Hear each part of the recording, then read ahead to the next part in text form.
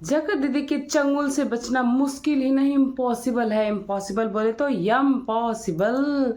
अब आप लोग सोचो कि आज मैं थोड़ा अलग ही मूड में हूँ। जी हाँ, मतलब जगत दीदी जिसके जिसके भी लाइफ में गई हैं उसको ना सच में बचना इम्पॉसिबल ही हो गया। जैसे नीतू मेहना है, जेसिका गुप्ता है, और हमारे जेठू भैया एंड उनकी बहू रानी है। अब ये पहुंच गई हमारी डॉक्टर दीदी के यहाँ, यानी काउंसलर दीदी के यहाँ नागपुर। और अब सुनने में ये आ रहा है कि काउंसलर दीदी की भी तबीयत खराब हो गई है। हमें तो ये डर लग रहा कहीं उनको भी काउंसलिंग की जरूरत ना पड़ जाए। भाई हद है। तो चलिए वीडियो को स्टार्ट करते हैं। तो yes, it's me Purnima and welcome back to my channel Purnima Kishore blog. और आप सब कैसे हैं? आई होप आप सब बहुत अच्छे से होंगे, स्वस्थ रहिए, मस्त रहिए और ज़बरदस्त रहिए।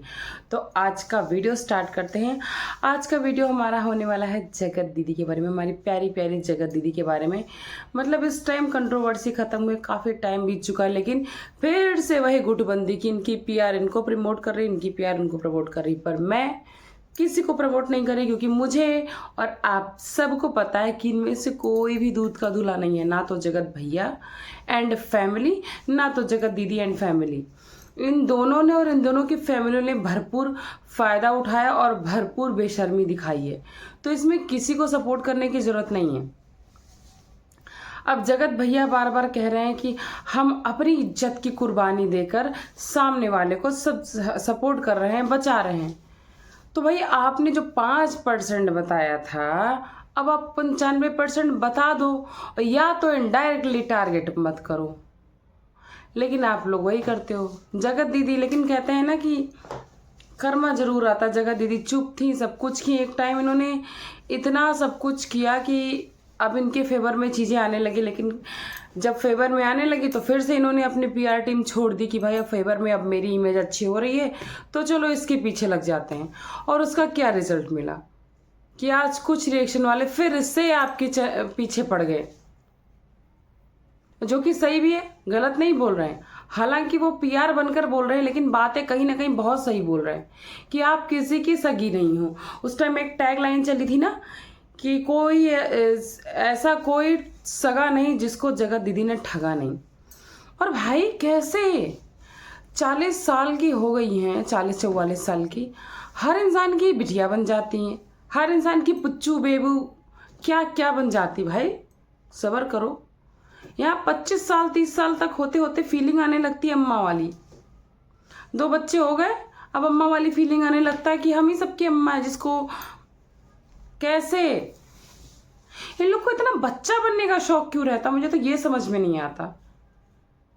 इनसे बड़े उम्र की औरतें, इनसे छोटे उम्र की औरतें इनको अपना बेबी बता रही हैं। क्यों भाई? आप भी किसी को अपनी बिटिया मान लो। आपकी बेटी माना कि 7-8 साल की है, लेकिन आप अपनी उम्र तो देखो। और आप लोग जो लोग बोल रहे हैं कि लप्पू ये लप्पू वो, जगह कोई इसमें कम नहीं है, सबके सब मेच्योर है। अगर ये 40 साल की तो वो भी 30 साल का है। हालांकि इनके कंपेयर में देखा जाए तो उसकी मेच्योरिटी कम होगी, और सबसे ज़्यादा तो लप्पी की। अब इनके माता जी की बात कर लें, यानी हमारे जगत दीदी के माता जी, जो बेशरम होके कह रही थी, जो कि कहने में भी बहुत शर्म वाली बात है, कि अब तो मेरी बेटी तुम्हारे लाइफ में नहीं है, अब कर ले बच्चा। अरे भाई इतने लोग ट्रोल कर रहे थे, सब कुछ कर रहे थे, कम से कम आप अपनी ही बेटी की बेइज्जती कर रही हो ये कह के। आपको समझ में नहीं आता। आप साफ साफ ये दिखा रहे हो कि हाँ मेरी बेटी जो कह रही थी, जो चैट्स थी कि भाई उससे दूर रहना, उसे मत छूना, उससे हंस के बात मत करना, उसके साथ रील्स मत बनाना, उसके साथ मत सोना, ये सारी बातें सच थी। कहीं ना कहीं आप मोहर लगा रहे हो इस चीज़ पे कि हाँ जब तक मेरी बेटी थी उसके लाइफ में नहीं करने दे रही थी बच्चा, तभी तो आप बोल रहे हो ना कि अब कर ले बच्चा। और बार बार इस चीज़ पर पोक करा रहे हो पूरी टीम बिठा के कि बच्चा क्यों नहीं हो रहा, बच्चा क्यों नहीं हो रहा, बच्चा क्यों नहीं हो रहा। भाई अपना देख लो, क्या उम्र है? 25-26 साल, अभी बहुत टाइम पड़ा है उसके पास बच्चा करने के लिए।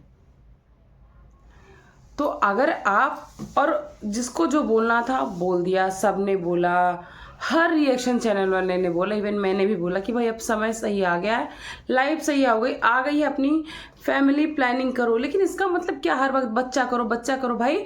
और अगर कर भी रहे होंगे प्लानिंग तो क्या तुम्हें दिखाकर करेंगे? जब रिजल्ट आएगा तब तुम्हें पता चल जाएगा। थोड़ा पेशेंस रखो। और तुम्हें अब क्यों इतने बच्चे की जल्दी है? क्यों भाई, सामने वाली पार्टी काहे को इतने बच्चे की जल्दी है? जब तो तुम लोग उसकी जिंदगी कचड़ा किए थे तब बच्चे की जिंदगी नहीं पता थी, तुम्हारा बस नहीं चला। और एक और बात बता दूं क्लियर एंड क्लियर कट की, इन्होंने सगाई क्यों की थी? सगाई इतनी आसानी से नहीं की थी। अदरवाइज एक बात ना बहुत सही कि जो इनकी काउंसलिंग कर रही है ना, वो क्या ही इनकी काउंसलिंग करेगी। देख लेना आप लोग, इन फ्यूचर उसको ही काउंसलर की जरूरत पड़ जाएगी। ऐसी बंदी की काउंसलिंग इतना आसान नहीं है। और इन्होंने सगाई इसलिए की थी ताकि इस लप्पू को सबक सिखा सके, क्योंकि उन्होंने लप्पू को बोला था कि हमें पूरी पब्लिक, पूरे समाज के बीच में अपनाओ। जो कि लप्पू फैमिली से जुड़ा था, शादीशुदा था, वो डर रहा था जो भी बात रही हो। और जैसे उसकी देरी देखी, इन्होंने सगाई करके उसको टॉर्चर करने की कोशिश की। और सामने रिजल्ट आया कि उसने अटेम्प्ट किया 3 बार, और उस हालत में भी हॉस्पिटल में चीख रहा था, एक बार बात करा दो, एक बार बात करा दो। और बहुरूपिया माम चाहे जैसी हूँ, बहुत सारी चीज़ें करती हूँ भी उलट फिर, लेकिन एक टिपिकल माँ जो कि हर नॉर्मल औरत होती ही होती है। अगर आप में से बहुत सारी औरतें माँ होंगी तो अपने बच्चे के लिए कुछ भी कर जाती है, उसकी जान बचाने के लिए तो एटलीस्ट कर ही जाती हैं। तो उन्होंने भी कहा हाँ भाई, कम से कम मेरा बच्चा मेरे हाथ में आ जाए, करा दो इसकी बात, बाद में जो होगा देखा जाएगा। हर इंसान ऑन द स्पॉट जब किसी के जान पर बनाती करता ही करता है, चाहे मजबूरी से करे या फिर रीजन कोई और हो। और ये शादी भी वहीं करती, क्योंकि ये माइंडेड बहुत हैं, ये इतना पागल नहीं। या तो ये खुला अपनाता, और जब ये खुला अपनाता तो जो आज लप्पी को हेट मिल रही, पता उसका क्या होता? सीधे चली जाती वो ऊपर। क्योंकि लप्पी कैसी भी हो, जो लोग बोल रहे हैं ना लप्पी को अय्यासी की आदत पड़ गई है, शौराम की आदत पड़ गई है, नहीं, आप लोग इस चीज को आज तक समझ ही नहीं पाए हो। आप लोग लप्पी से आने के पहले इनके घर की स्थिति देखो क्या थी। लप्पी ही तो इनके घर में ये संपन्नता लेके आई, तो क्या वो अकेले दम पे नहीं ला सकती है? बिल्कुल ला सकती है। जो ऐशो आराम इनके घर में उसके दम पर आया है ना, वो अपने घर में नहीं कर सकती थी, या जिससे और शादी करती ना कर सकती थी, बिल्कुल कर सकती थी। लेकिन वो रियल में भाई पागल थी, इतना प्यार करती थी लप्पू से। अदरवाइज इनको लात मार के चली जाती, वो इनको लात मार कर चली जाती। ऐसे ही नहीं, लप्पू के हाथ पैर जोड़ रहे थे बहुरूपिया मॉम एंड फैमिली। उनको पता था कि ये सोने का अंडा देने वाली मुर्गी है, इसीलिए सपोर्ट किया था। पर जगत दीदी, जिनको लोग बोलते हैं मेच्योर हैं, देवी ऐसी देवी किस तरह से बात कर रही थी। उनकी वो रील्स आज भी देख लो ना तो मूड एकदम अपसेट हो जाता है। रोना नहीं है, रोने से कुछ नहीं होगा, तेरे पति में है क्या, जितने तो तेरे कॉलेज में लड़के नहीं होंगे उतने मेरे लाइन में लगे हैं। सीरियसली वो बात आप लोग भूल सकते हो? कैसे भूल सकते हो? आप अब बोलोगे कि एक बार निकल गया तो गलती तो लप्पू से भी हो गई, फिर उसको भी छोड़ो। दूसरी बात, क्या आपको इनका वो घमंड, वो इनकी अकड़ आज भी नहीं दिखती है? बिल्कुल दिखती है इनकी अकड़, इनका घमंड। जैसे ही इनकी इमेज क्लीन होने लगी, इन्होंने फिर से उसको टारगेट करवाना स्टार्ट कर दिया। तो भैया इसमें कोई किसी से कम नहीं है, एक पैसा एक रत्ती का कम नहीं है। और कहीं ना कहीं देखा जाए तो जो जगत भैया की फैमिली, उसका प्रेशर है कि भाई शांत हो जाए चीजें, लेकिन इसकी तो पूरी फैमिली ही वैसी है, जिसका भाई खुलेआम सरेआम प्रोटेक्ट करने की बजाय ये कह रहा हूँ हाँ मेरी बहन है, हमारा है, मेरी बहन गलत, उसके संबंध थे। लोग अपनी बहन बेटियों की इज्जत ढकते हैं, उसको डांट के समझा के घर पर रखते हैं, भले दूसरा मौका दे। और उस कंडीशन में अपनी बहन की इज्जत को मोनेटाइज करा रहा था।